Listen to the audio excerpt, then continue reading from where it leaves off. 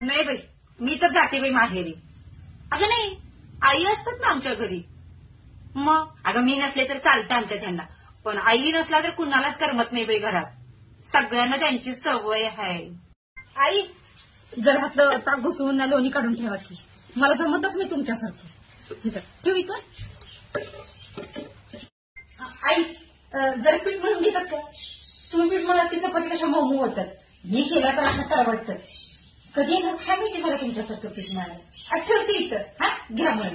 हा भाजी भाजी आई तुम्हीच बनवा, माझ्याने ना हाताला चवच नाही. तुम्ही बनवलं की सगळी कशी बोटं चटून खातात बघा. ठेवते इथं. हा आई तांदळात पाणी किती घालायचं?